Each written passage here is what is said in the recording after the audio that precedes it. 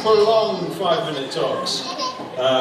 So our first speaker in the second half is Xiaoxiao, and she's going to be telling us about time signatures, rhythmic notation, and cheesecake. Sounds awesome.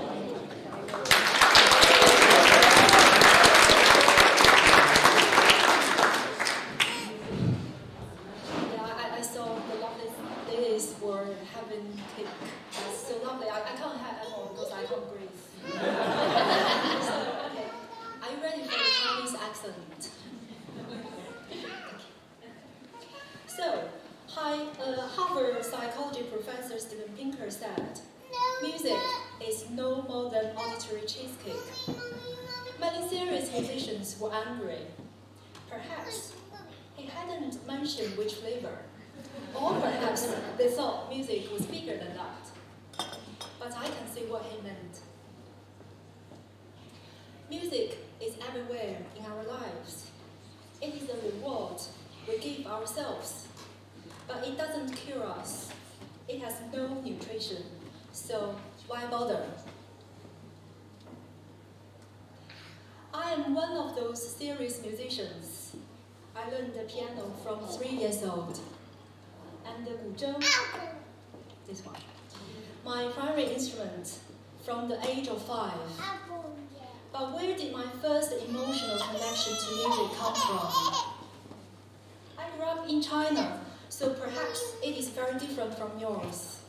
For me, it was from a serious cat and pesky mouse. I tried to master the Hungarian concerto at a later age. It is a true test for technique. My emotions while playing were always those of a very young girl, cheering on a mouse who was just trying to sleep inside of a grand piano.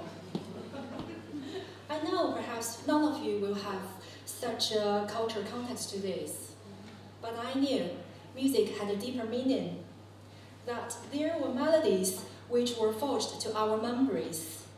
But did this even matter? This came back to me one day with my grandmother, a woman who had lived through breast cancer, lived through caring for my new grandfather. I remember her old, rickety body like she was a warrior. My young adult stride, struggling to match her as she trotted to the hospital to see my grandfather. I wanted to protect her, but couldn't catch up.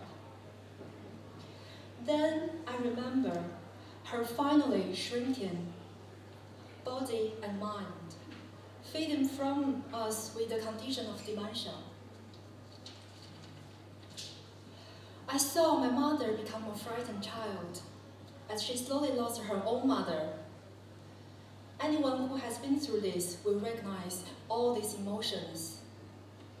One day at a time, we had started to feel we had already said goodbye. I heard my grandmother sing a patriotic song from her youth. It was written for a movie about the Korean War in the 1950s. It describes a soldier or anyone who is away from their hometown and thinking about their beloved home and family. Blimey, she was back. Music had performed a miracle. Of course, we did lose her, but from her singing that one song, I knew she had been with us for longer and with more meaning than I could know from those medical books. So what is music for? It can bring us back to life. It can be our connection to the world. It helps us understand the world beyond us. Now I study the link to dementia and music. And our knowledge of this right now is that of an infant watching the cat concerto. Is that too long?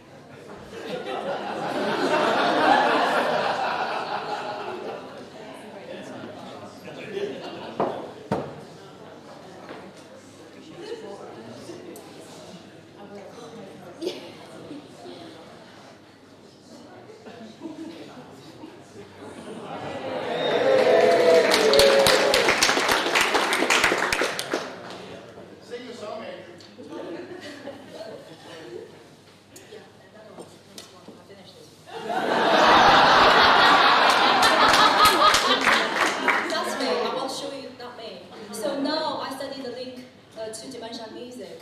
And our knowledge of this right now is that of an infant watching the cat concerto. That's great. The possibilities are unlimited.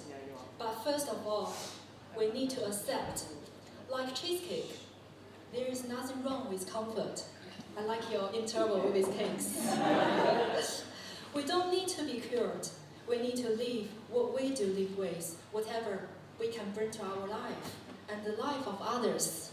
And maybe Cheesecake and music hold the key. Thanks for listening.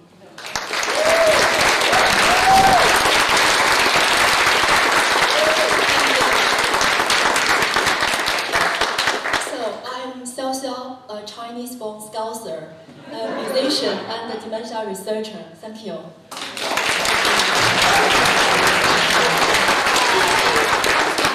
I didn't prepare the encore, but thank you so much.